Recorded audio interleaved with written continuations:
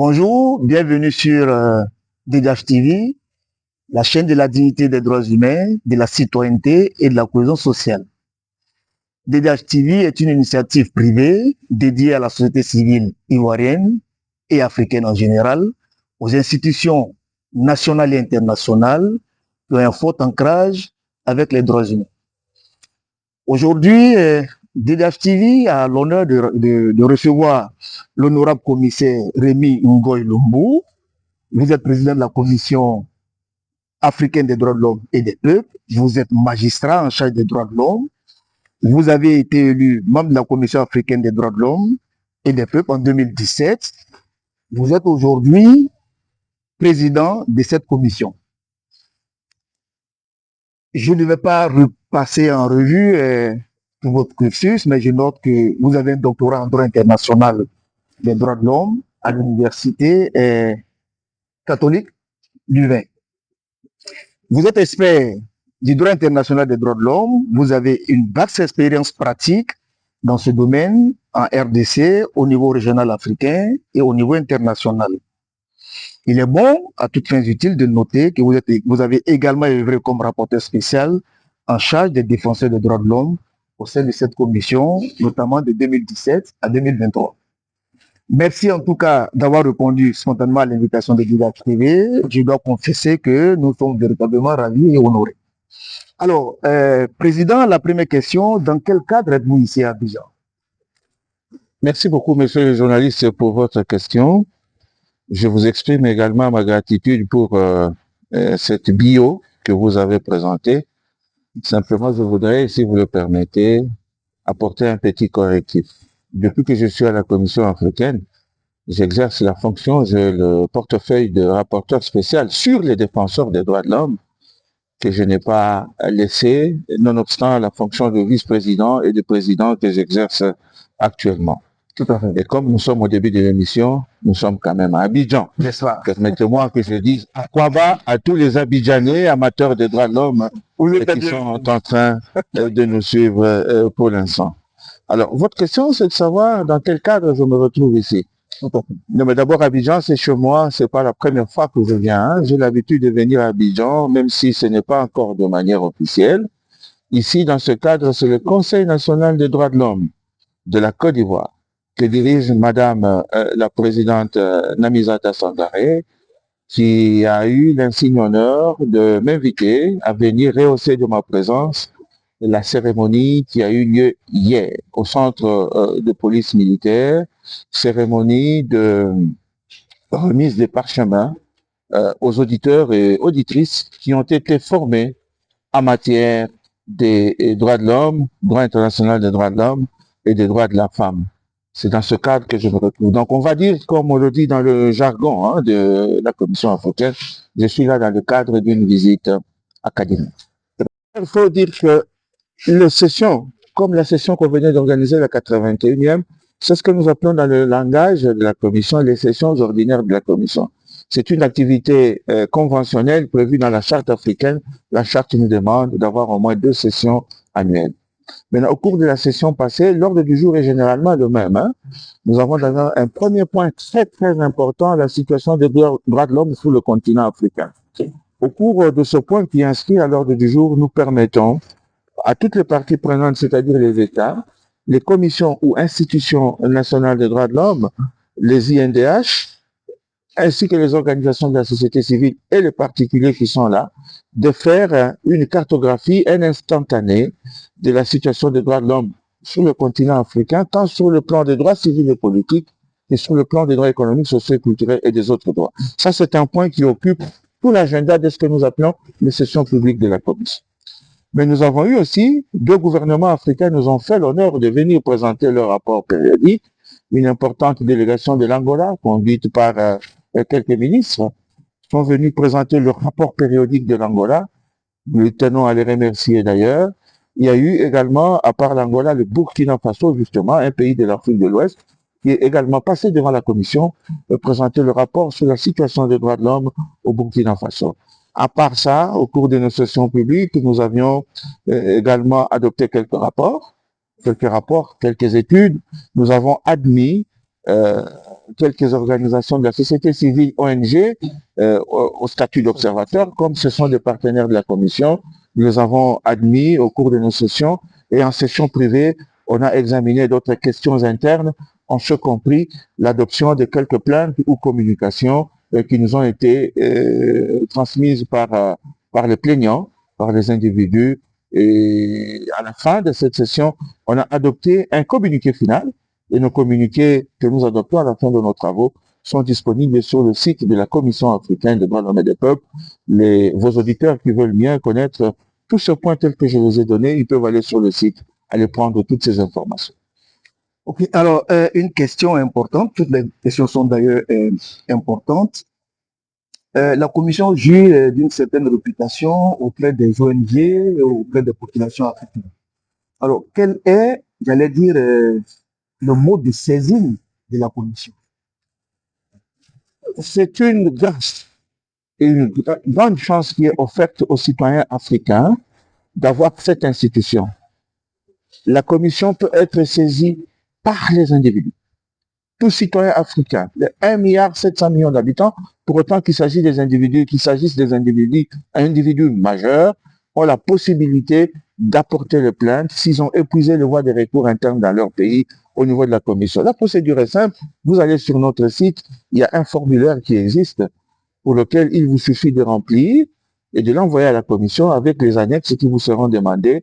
Et la commission, dès qu'elle reçoit ça, elle imprime et le commissaire et la commission est à même de décider directement de la saisine en attendant les autres étapes qui vont arriver, c'est-à-dire l'étape de la recevabilité et l'étape du fond. Donc notre saisine, elle est très simple, elle est accessible à tout le monde grâce aux moyens de nouvelles technologies d'information et de communication.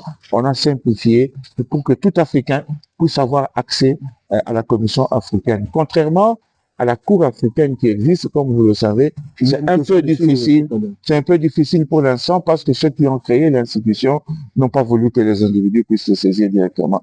Mais nous disons à la population africaine que la Commission, elle est là pour recevoir leurs plaintes, même pour les États qui n'ont pas encore accepté et que les individus aillent directement à la Cour. La Commission est là pour recevoir ces plaintes, les examiner et voir si elle peut également les transmettre à la Cour africaine. Ok, toujours dans le même registre, est-ce que les plaintes ou les communications introduites auprès de la Cour, quelle est la tendance? Elle est haussière, elle est baissière? Qu'est-ce que vous pouvez dire? Globalement, ce que je veux vous dire que, on va me pardonner l'expression, hein. J'utilise souvent une expression un peu compliquée, c'est que nous avons le taux de saisine est quantique. Le taux de saisine est quantique, c'est-à-dire infini. Il est petit, il est trop petit. Il est trop petit.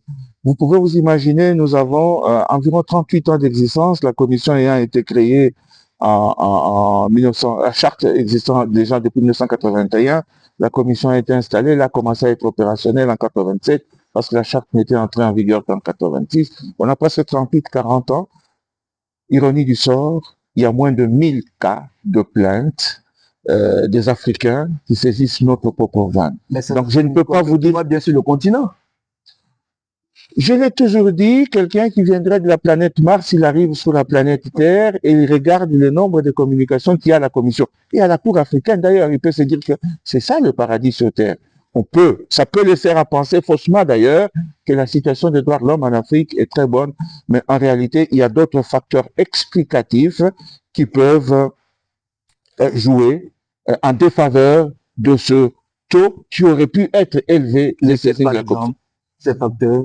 L'ignorance d'abord de l'existence de l'institution elle-même, c'est quelque chose d'assez important. C'est la raison pour laquelle nous martelons tous les jours, nous travaillons pour la promotion des droits de l'homme et nous comptons pour les commissions nationales des droits de l'homme dans les 54 pays d'Afrique. Ça, c'est le premier facteur. Mais j'ai d'autres facteurs, peut-être contestables pour d'autres. Je crois que les traditions et les valeurs culturelles africaines passent également par cette question-là. J'ai eu le temps de lire quand même certains textes qui sont difficiles d'accès, les travaux préparatoires de la Commission africaine des droits de l'homme et des peuples, et j'y ai découvert des choses qui peuvent me pousser, me laisser à penser que les traditions culturelles africaines sont porter à d'autres valeurs que des valeurs contentieuses et autres. Parce que les droits de l'homme en Afrique, quand vous regardez les travaux préparatoires, apparemment, ils ont été servis, ils ont été attribués, ils ont été mis en place pour beaucoup plus protéger la communauté et la société que l'individu. Il ne bénéficie à l'individu que pour autant il est membre d'une communauté ou d'une société. Et dernièrement, je suis en train d'ailleurs de lire l'ouvrage du père Tempels, pour ceux qui connaissent la philosophie bantou. Là, je découvre encore d'autres nouvelles choses là-dedans.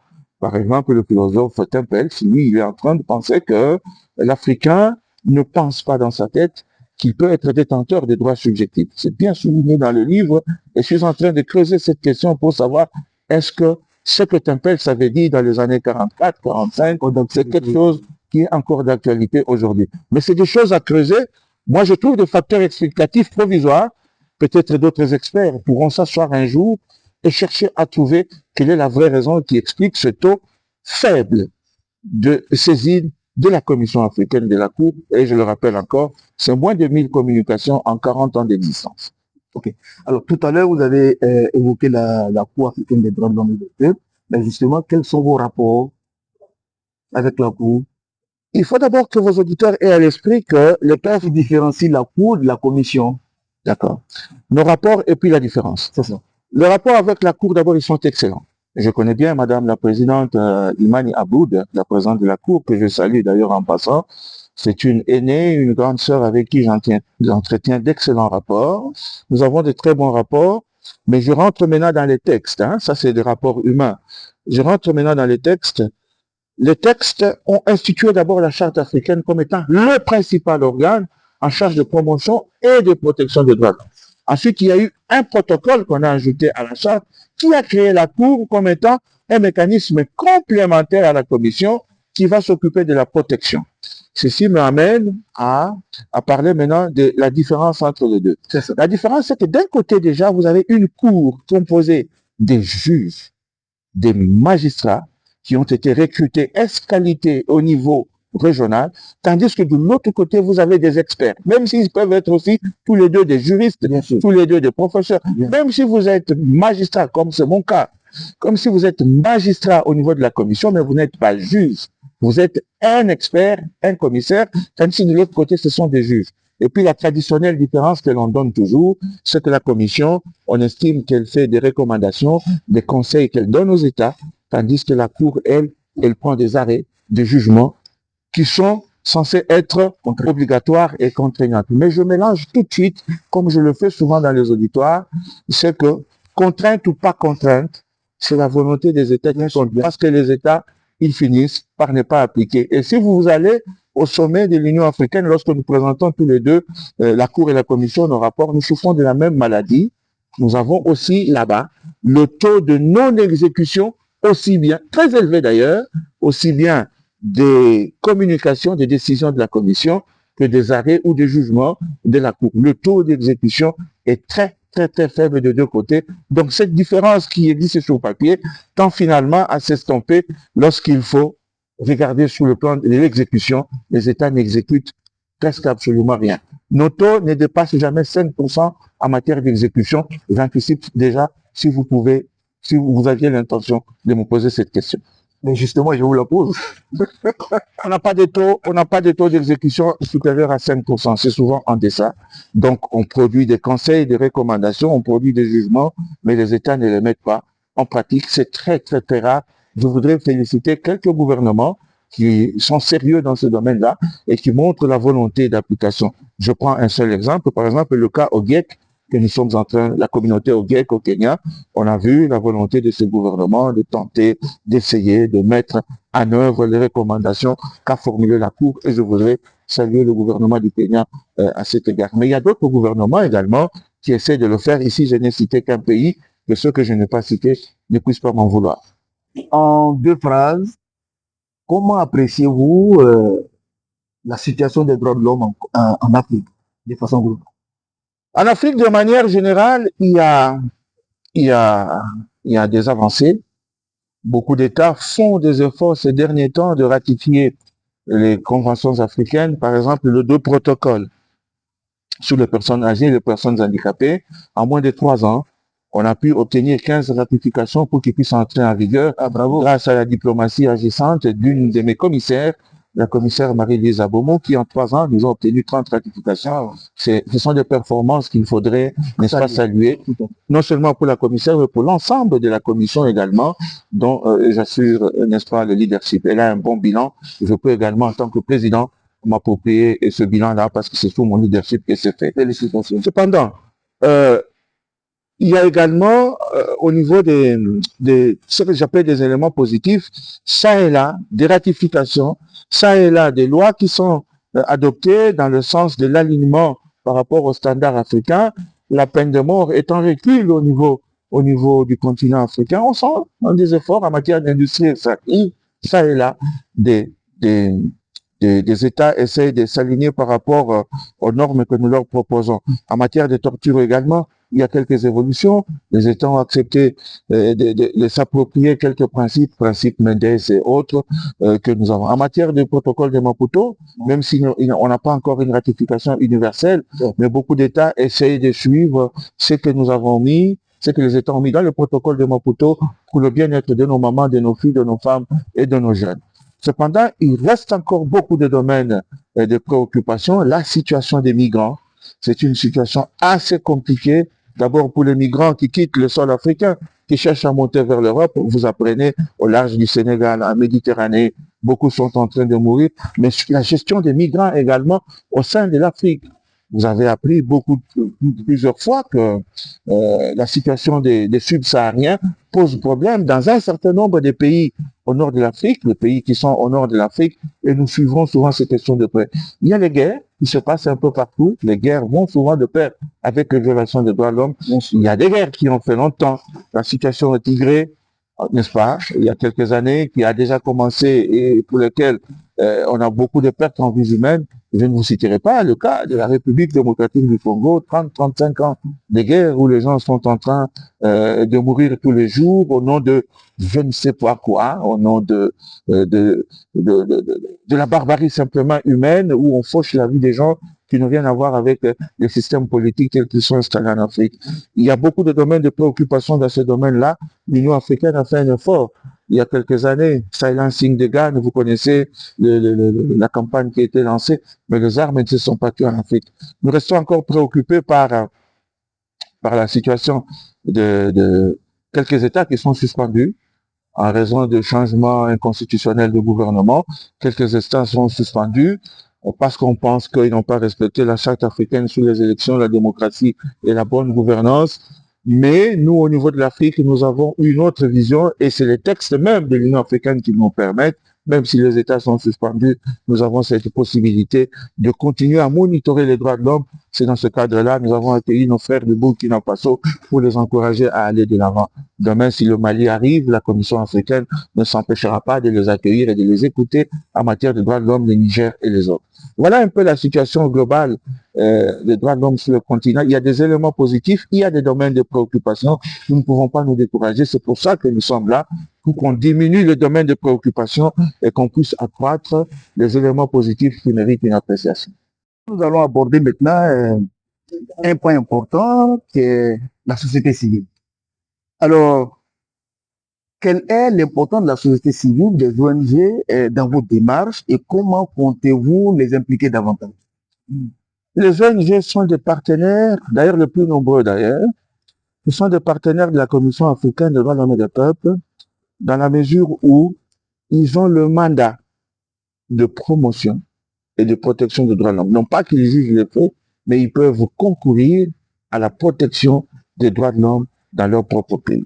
D'abord, ce sont des partenaires, c'est pour ça que nous leur donnons le statut d'affilié. Pourquoi nous le leur donnons? C'est parce que la Commission, je le rappelle encore, cette émission est courte pour tout expliquer, c'est 11 commissaires, mais ça reste quand même 54 pays qui ont ratifié la charte sur les 55 pays d'Afrique.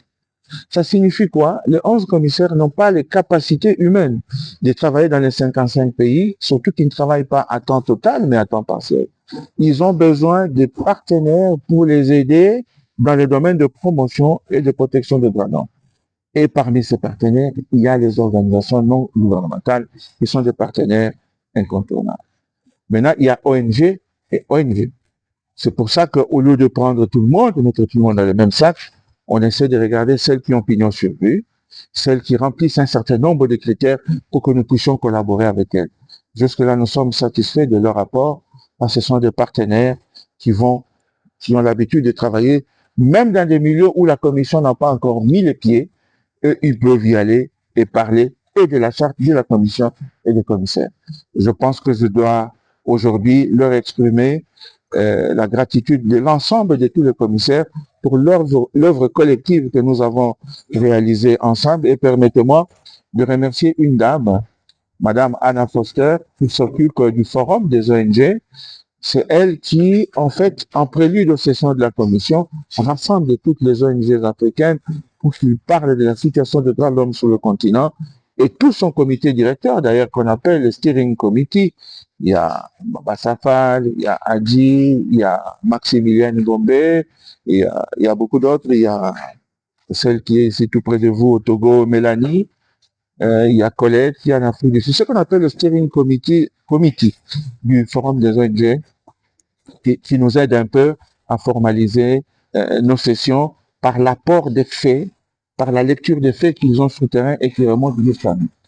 Je ne peux que les remercier et leur dire que l'Afrique leur est reconnaissante pour l'ensemble du travail qu'ils sont en train de faire pour nous aider à rendre la charte africaine de droits de l'homme et des peuples un instrument concret et vivant.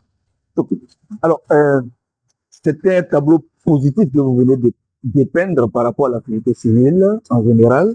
Mais vous savez qu'aujourd'hui, cette société civile est un peu poussive, entre guillemets, quand je dis poussive, pas en termes de créativité ou d'activité, mais ce qui manque le plus, c'est le nerf de la guerre, les finances.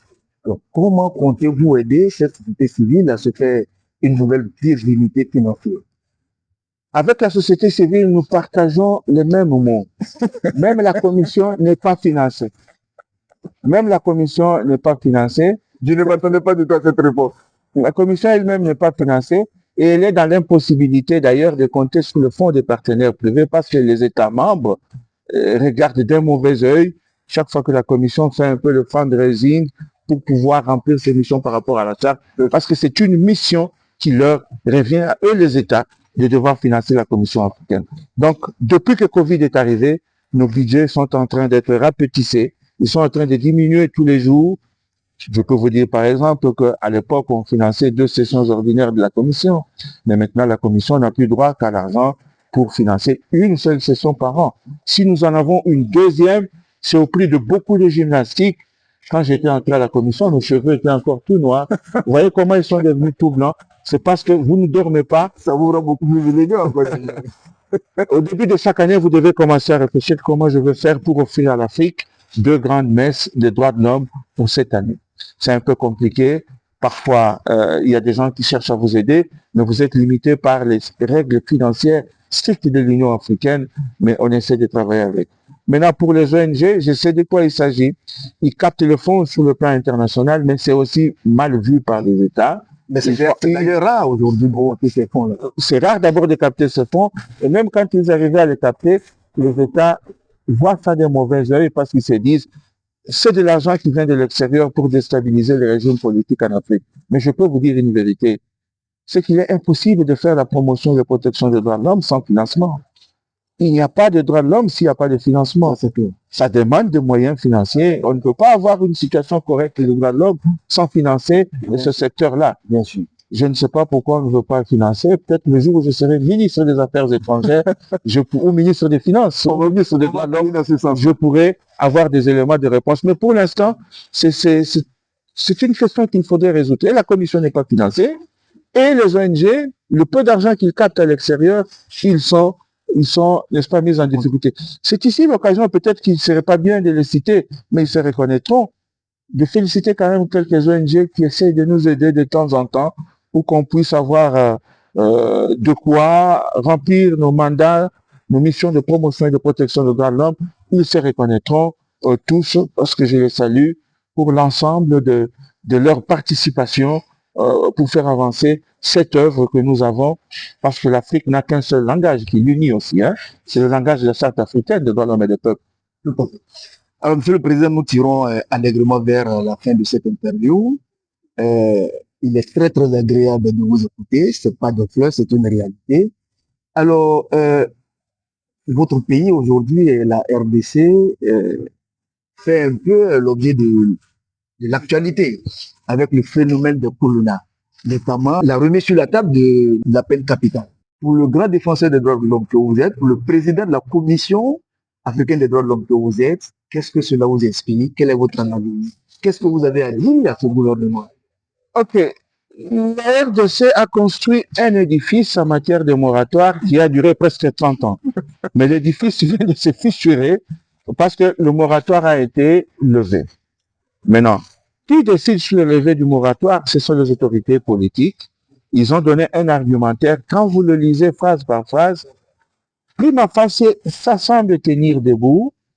C'est levé dans un contexte où il y a une guerre qui sévit à l'est du pays, où il y a des trahisons tous les jours, et où on ne peut pas comprendre, alors que nous sommes la 10e puissance militaire en Afrique, mais nous ne parvenons pas à terminer une guerre. C'est qu'il y a des causes profondes qui font que la République démocratique du Congo n'arrive pas à finaliser cette guerre.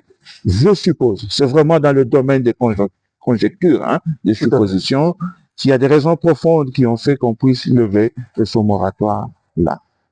Maintenant, il y a aussi la bonne volonté. Pour peu que je suive un peu l'actualité internationale de mon pays, il y a des flottements. Au même moment qu'on a levé la peine de mort et on l'applique pour nos frères d'armes et les militaires et pour d'autres qui commettent des crimes assez graves, des crimes de sang, les civils aussi. Au même moment, il y a aussi cette volonté d'aller de l'avant.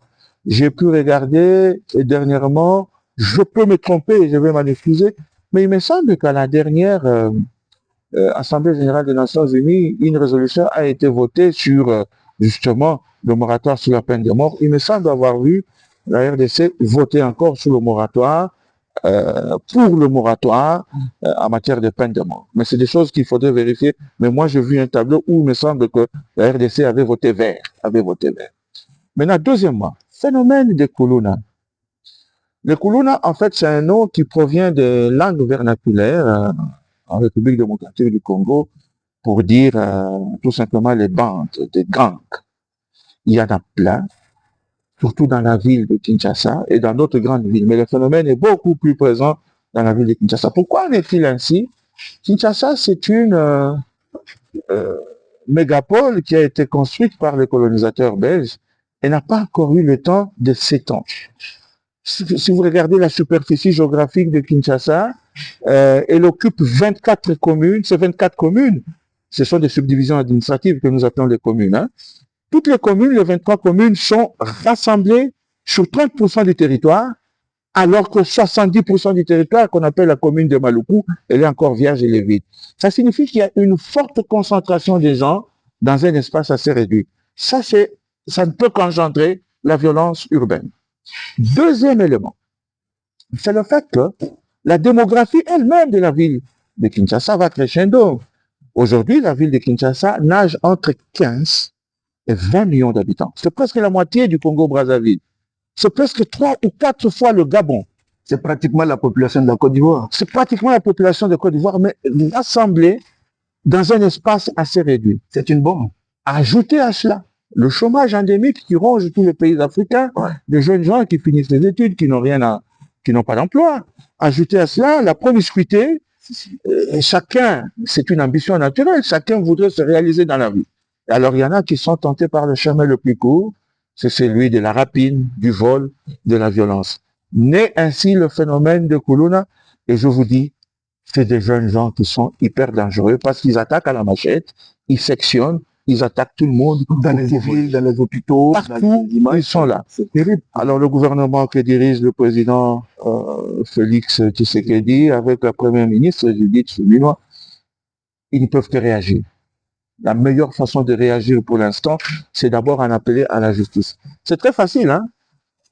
Le gouvernement pouvait aussi décider, chaque fois qu'on te trouve en flagrant délit, on t'abat directement.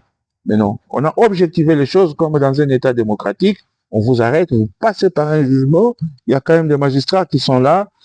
capable de regarder les faits et de regarder si quelle peine on peut appliquer. Mais je vais tout de suite corriger. Quand on est Kuluna, ça ne signifie pas directement qu'on a la peine de mort. C'est par rapport au fait de chacun qu'on peut soit appliquer la peine de mort ou d'autres. D'ailleurs, au même moment qu'il y a ce phénomène-là, au même moment, le gouvernement a déjà mis en place aussi un autre programme de réinsertion de ces Kuluna parce qu'on les amène dans les centres de rééducation pour certains d'entre eux qui sont encore récupérables. On les amène dans les centres de récupération par l'armée d'ailleurs, où on leur apprend les métiers de base, l'agriculture, la menuiserie, l'électricité, la plomberie, pour pouvoir les réinsérer dans la société. Malheureusement, certains récidivent, on n'en peut rien parce que le cœur de l'homme est impénétrable. Il n'y a que Dieu qui peut savoir ce qu'il y a fondamentalement dans le cœur de quelqu'un, mais beaucoup d'entre eux passent par ce passage pour une réinsertion. L'État essaie de leur donner une seconde chance dans la vie. Tandis qu'il y a d'autres, c'est des criminels invétérés, des récidivistes qui ont déjà été arrêtés plusieurs fois à la prison de Makala, qui ont récidivé plusieurs fois, et puis finalement, l'État s'est dit, ben, vous passez par le jugement, les magistrats diront de manière tout à fait indépendante quelle peine vous méritez. Malheureusement, pour certains, ça tombe au moment où on a levé le moratoire sur la peine de mort, et ben, on leur applique. Mais à titre individuel, moi, je n'ai jamais vu le peloton d'exécution. Je ne sais pas si on exécute ou pas. Mais ce qui est certain, la peine est prononcée maintenant. Est-ce qu'elle est exécutée? Ça, je ne sais rien dire parce que nous n'avons pas non plus une culture de publication des pelotons d'exécution dans nos pays en Afrique. Est-ce que la peine de mort correspond même aux valeurs africaines? Ça, je n'en sais pas.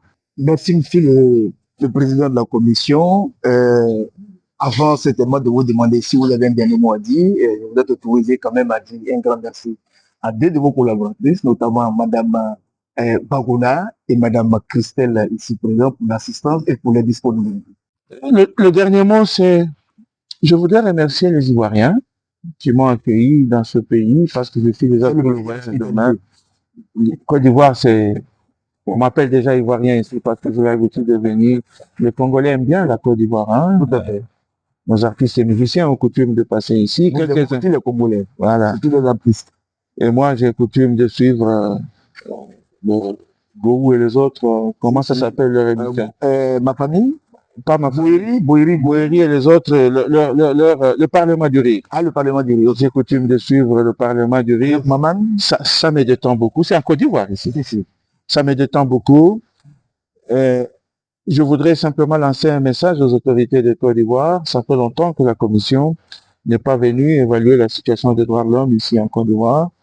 Si vous pensez que c'est le moment, nous souhaitons que ce soit le moment. Nous vous avons déjà écrit plusieurs fois une note verbale. Nous sommes prêts à venir vous accompagner dans le bon travail que le président de la République est en train de faire ici. Notre rôle, ce n'est pas de critiquer le gouvernement, c'est de leur apporter les conseils pour les choses que nous voyons, pour qu'ils puissent avoir les repères afin d'améliorer la situation des droits de l'homme au pays. Sinon, pour le reste, je n'hésiterai pas de revenir en Côte d'Ivoire si une invitation m'était encore lancée. Merci, monsieur le président. Merci beaucoup.